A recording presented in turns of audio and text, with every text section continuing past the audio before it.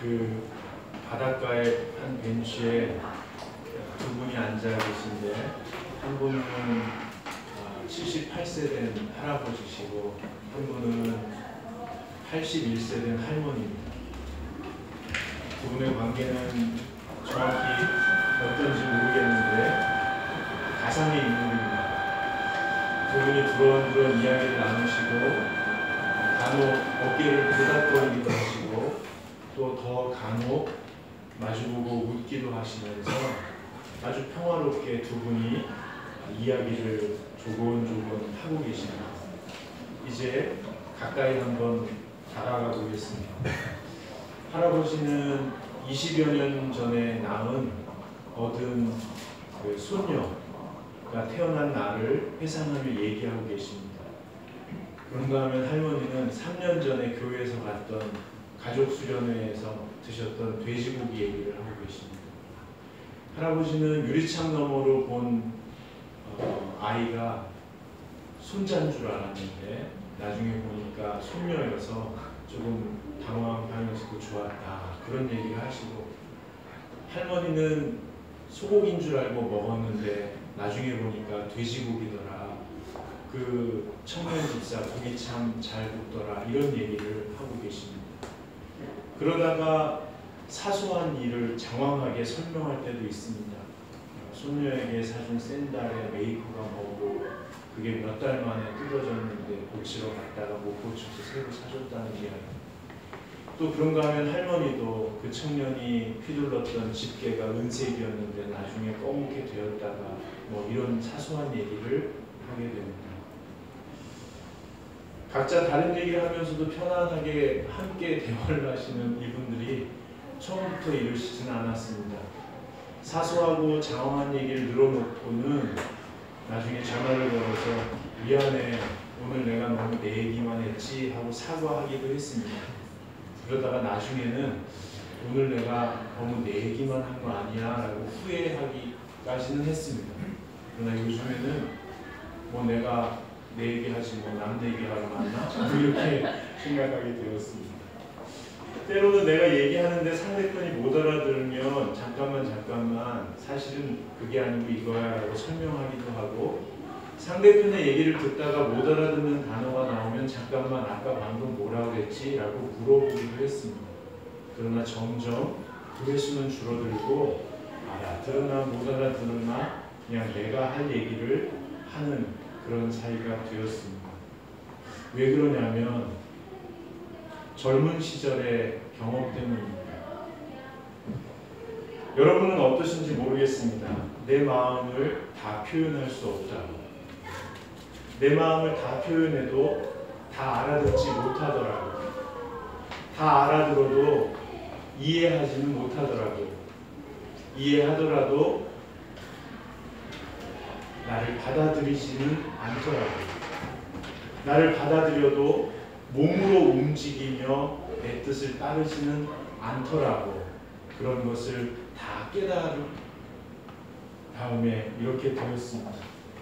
여러분, 인간은 고독한 존재이고 인생은 홀로서기 연습이며, 그러면서도 편안하게 서로 함께 유대감을 갖는 그런 인생 우리가 살아가고 있습니다.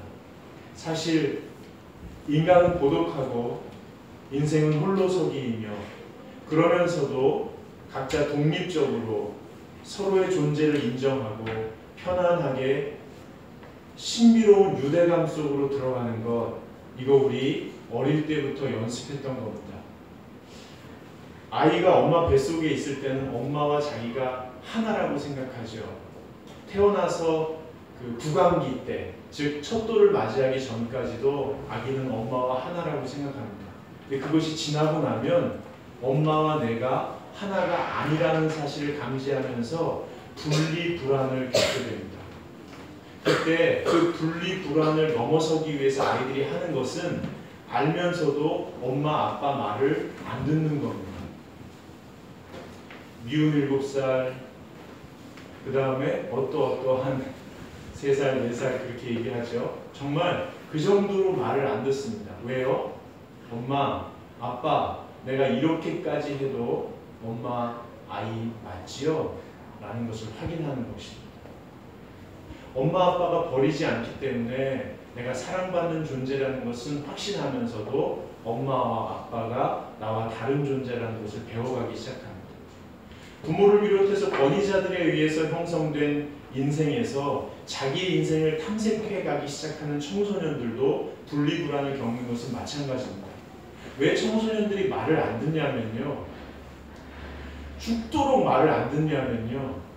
말을 안 듣는 게 아니고 들을 말이 아니라고 생각하는 겁니다.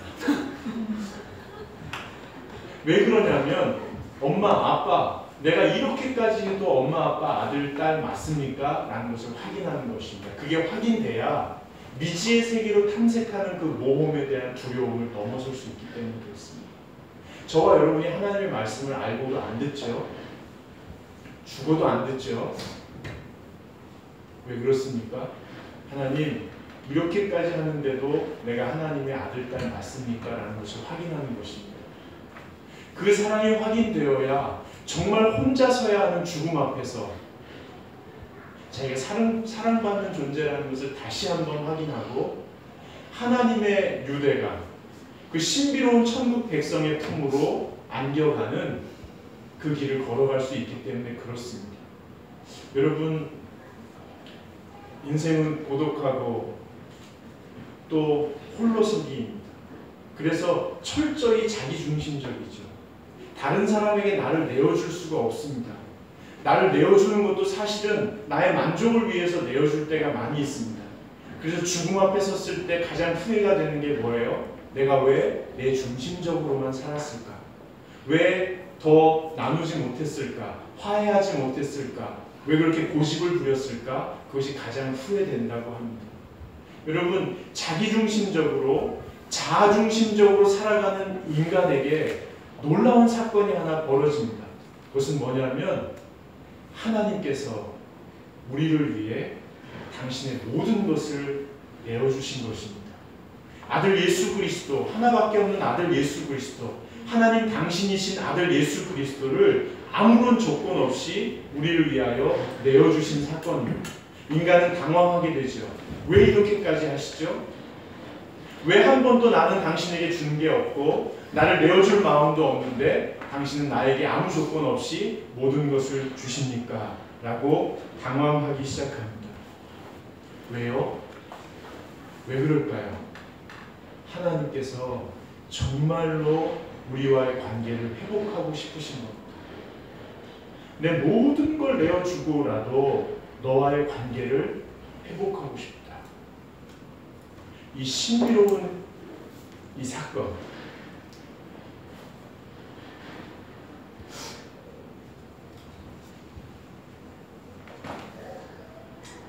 여러분 인생을 살면서 자꾸만 느끼는 것은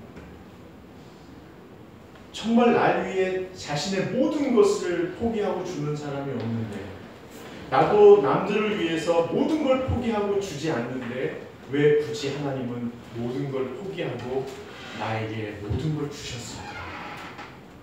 내가 그토록 소중하단 말인가? 이 사건 앞에 점점 숙연해지게 됩니다. 여러분 오늘 말씀 16절을 한번 같이 읽어보겠습니다. 요한일서 3장 16절 같이 읽겠습니다.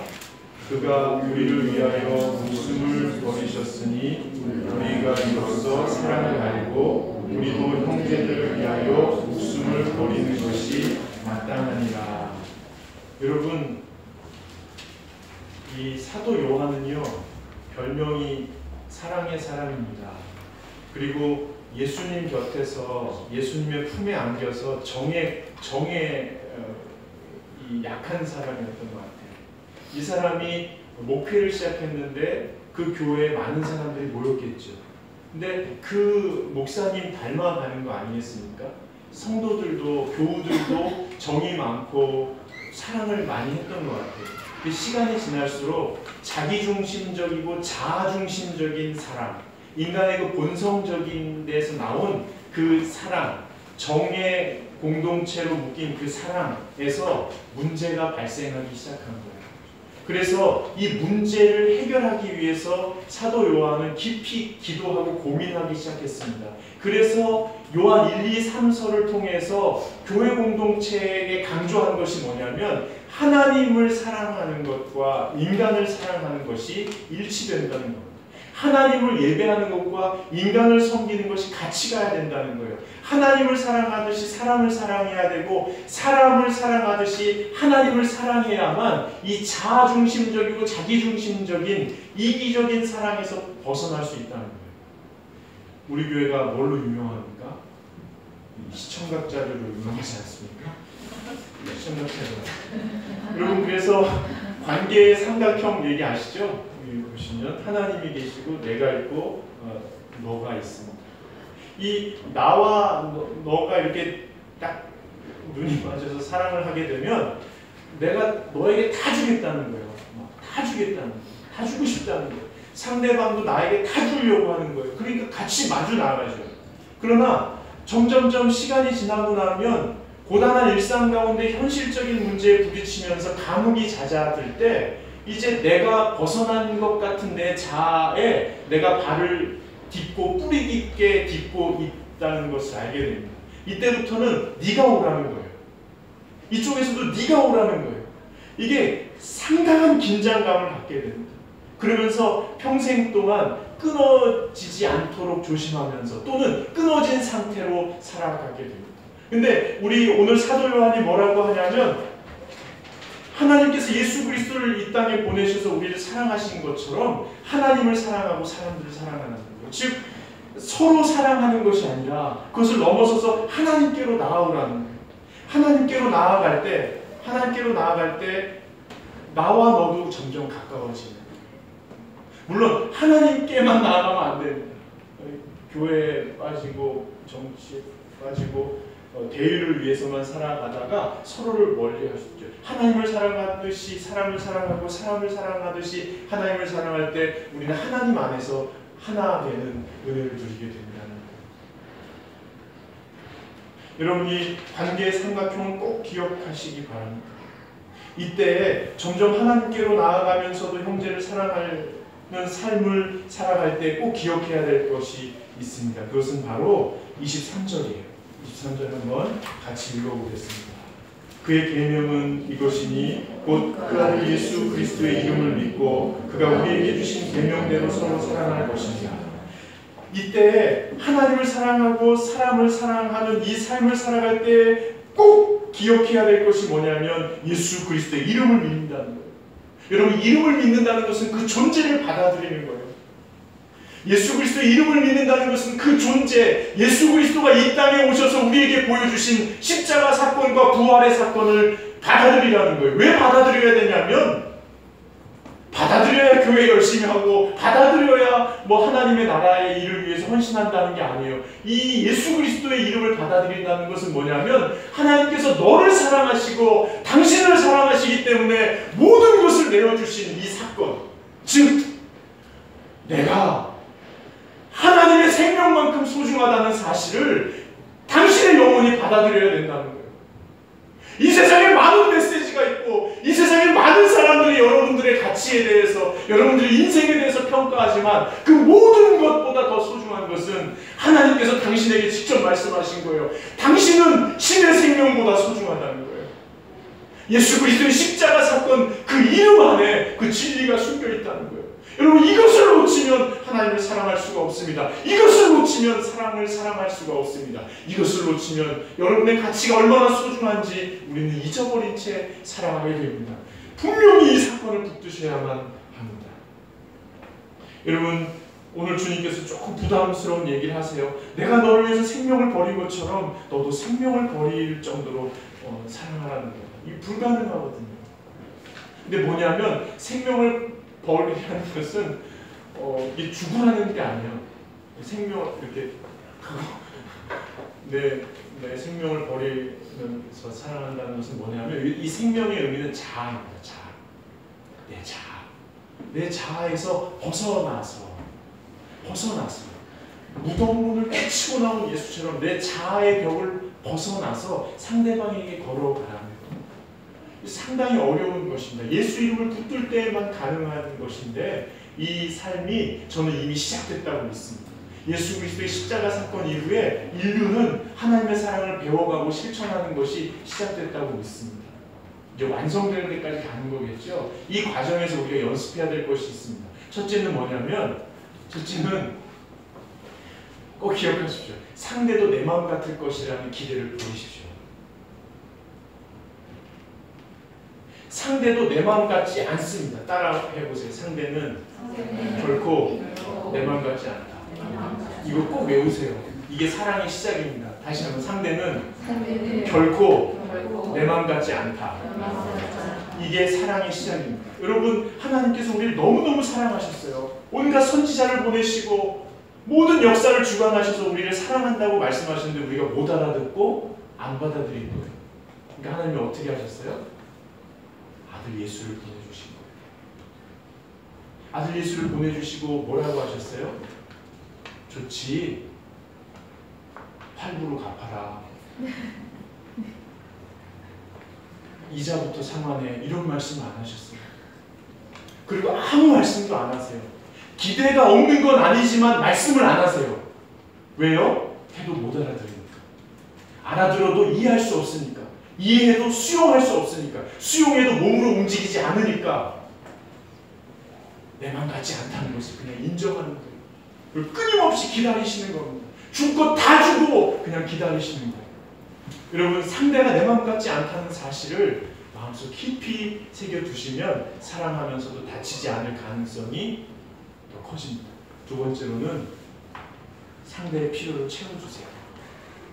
상대의 필요를 채워주세요.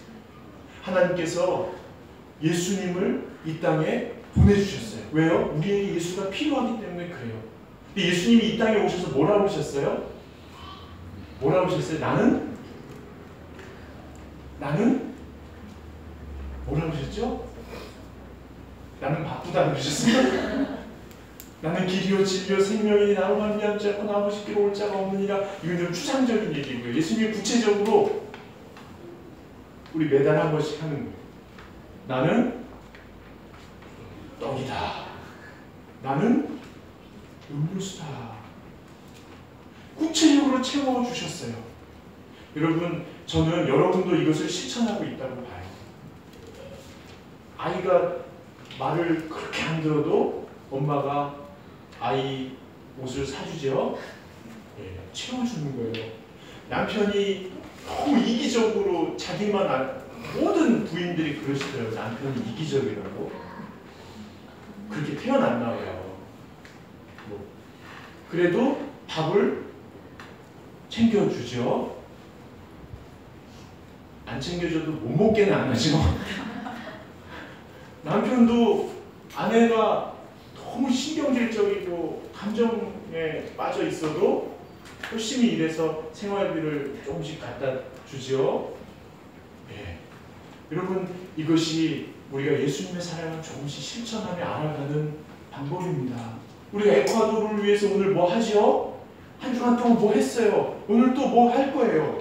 그들이 우리 뭐 생일 선물 하나 보낸 건 있나요? 그들이 우리한테 안부 전화해 본 적이 있나요? 근데 그들의 필요를 채우는 거예요. 우리만 그런가요? 우리가 그럴 때 우리가 전혀 다른 사람을 배려하지 않았는데 다른 사람들이 우리의 필요를 채운 게 너무너무 많아요. 사랑은 상대방의 필요를 살피고 그냥 채워가는 거예요. 억지로라도 하는 거예요. 원래 필요는 억지로 채우는 거예요. 여기 20절 한번 보세요. 20절 같이 읽겠습니다. 이는 우리 마음이 혹 우리를 책망하는 일이 있어도 하나님은 우리 마음보다 크시고 모든 것을 아시기 때문이다. 이 말씀이 조금 해석하기 어려운데요. 그 앞에 말과 혀로만 사랑하지 말고 행함과 진실함으로 하자, 이렇게 할 때 우리 마음에 혹 우리를 책망할 일이 있을 수 있다. 내가 너무 억지로 하는 거 아니야? 내가 진심으로 하지 못하는 거 아니야? 속으로는 미워하고 짜증나는데 겉으로는 웃으면서 하는 거 아니야? 혹 책망할 것이 있다 하더라도 필요를 채워라. 그 과정을 통하여 하나님은 모든 것을 아시기 때문에 넉넉히 덮어주셔서 너희 마음이 필요를 채우는 행위와 너희의 마음이 일치될 수 있도록, 그래서 온전한 사랑이 무엇인지를 알고 실천할 수 있는 데까지 인도해 주실 것이다. 하나님이 그렇게 하실 것입니다. 세 번째로는 기대를 접었다고 포기하라는 게 아닙니다. 기대를 접었지만 정중하게 부탁하는 겁니다. 여러분, 이제 그 사람은 그렇게 살고 나는 이렇게 살 수 있어요. 그러나 같이 있는 동안에는 서로에게 동거할 때 필요한 룰에 대해서 정중하게 부탁할 수 있습니다. 물론 거절할 수도 있죠. 거절당할 수도 있습니다. 그러나 정중하게 부탁하는 겁니다. 여러분, 스포트라이트라는 영화 한번 보시면 좋겠어요. 영화가 개봉됐나요? 아, 그래요? 언제? 끝났어요? 저는 비행기에서 봤어요. 이 신부들의 연약함에 대해서 보스턴 지역에 이렇게 쉬쉬했는데 한 기자들이 그것을 이렇게 밝혀냈어요. 그래서 전 세계적인 엄청난 사건이 연루되어 있다는 것을 드러냅니다. 정말 멋있는 영화였어요. 근데 거기에 편집장, 유대인 독신 편집장이 그 신문사에 많이 주목을 받지 못하지만 그래도 중간중간에 신문사의 편집장으로 와요. 그러면 그 편집장 아래에 뭐 정치, 경제, 교육, 군사 이렇게 분야들이 있잖아요. 그 밑에 여러 가지 팀장이 있잖아요. 팀들이 있잖아요. 그 맨 말단에 특종 팀장이 있어요. 특종 팀장이 4명이 구성되는데 팀장이 하나인데 약간 이렇게 껄렁껄렁해요. 이렇게 아주. 근데 이 편집장이 그 팀장하고 얘기하는 게 저에게 너무 인상적이었어요. 지금 특종 하나 하려면 얼마나 걸려요? 한 6개월 걸립니다. 지금 특종하고 계신 거 있어요? 지금 몇 달째 진행하는 중이에요.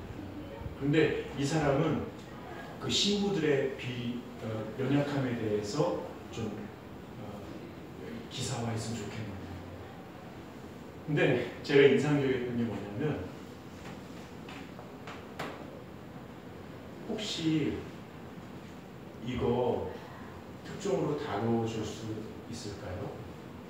뭐 그럴 수 있죠. 근데 지금 하고 있는 게 있는데요. 그러면 혹시 뭐 잠시 멈추고 이것을 좀 할 수 있을까요? 그러니까 뭐 그럴 수 있어요. 하고 시작된 거예요. 근데 이미 30년 동안 계속 제보가 왔는데 신부들과 다 관계되어 있기 때문에 다 묻혀있던 게 그때부터 드러나기 시작합니다. 그러면서 드러나기 시작하니까 그때부터 편집장이 이렇게 하라고 방향을 제시하기 시작합니다. 그 사람이 관심을 갖고 거기에 마음을 열 때까지는 상당히 정중하게 접근합니다. 그 말단 팀장이 아니요 하면은 못할 수도 있어요. 저는 그때 하나님의 모습을 봅니다. 하나님께서 예수님의 그 수정체를 17세 미혼모 마리아의 배에 잉태하게 하지 않습니까? 그리고 요셉의 꿈에 나타납니다. 요셉이 만약에 노했으면 마리아는 미혼모로 그 당시에 돌에 맞아 죽을 수 있었습니다. 예수는 뱃속에서 죽을 수 있었다. 하나님은 정중하게 요셉에게 마리아에게 의향을 물어봅니다. 이게 하나님의 법칙입니다. 인생은 고독하고 인생은 홀로 서는 것이지만 상대방에 대해서 건강한 거리를 두는 것이지만 포기하는 건 아닙니다. 같이 살면서 필요한 것들을 정중하게 부탁하는 거죠. 들어주지 않으면 할 수 없습니다. 마지막으로 상대방과 자신을 위해서 기도하는 것입니다. 이렇게 나의 자아에서 벗어나 상대방에게 필요를 채우고 그에 대해서 같이 살자고 제안하는 일은 상당히 고단한 일입니다. 그래서 정말 깊이 기도해야만 걸어갈 수 있는 일입니다. 여러분, 우리가 사람에 대해서 하나님 앞에 기도할 때 제일 많이 기도하는 것이 뭘까요? 정말 사람에 대해서 포기한 것이 아니라면 그 사람과 같이 살고 싶다고, 그 사람과 같이 일하고 싶다고, 그 사람과 함께 이 사회를 같이 섬기고 싶다고 진심으로 기도한 사람이라면, 자식을 포기하지 않은 사람이라면, 후배를 포기하지 않은 사람이라면 친구와 동료를 포기하지 않은 사람이라면 이 기도 한 번은 했을 것입니다. 저 사람 때문에 죽겠습니다. 기도해 보셨죠? 기도해 보셨을 겁니다. 어떻게 사람이 누구 때문에 죽겠다는 기도를 해요? 라고 생각하는 분이 계시다면 정말 재수없는 거예요. 그 사람은 기도 안 했을 가능성이 큽니다. 그렇게 기도하면 하나님이 뭐라고 하시겠어요? 나도 너 때문에 죽겠다. 아니 이미 죽었다. 하나님이 우리의 마음을 너무 잘 아십니다. 여러분 오늘 24절 말씀을 한번 같이 읽어보겠습니다. 같이 읽겠습니다. 그의 계명을 지키는 자는 주 안에 거하고 주는 그의 안에 거하시나니 우리에게 주신 성령으로 말미암아 그가 우리 안에 거하시는 줄을 우리가 아느니라.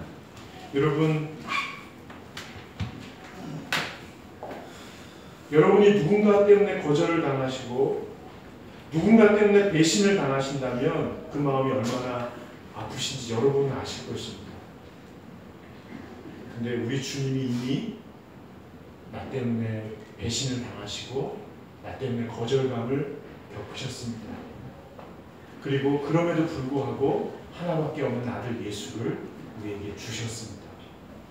그렇기 때문에 여러분이 만약에 누군가를 포기하지 않고 기도하며 아프지만 하루하루 살아간다면 그게 자녀가 됐든 배우자가 됐든 친구가 됐든 직장 동료가 됐든 이웃이 됐든 그렇게 걸어간다면 여러분 마음속에는 하나님이 함께 하십니다.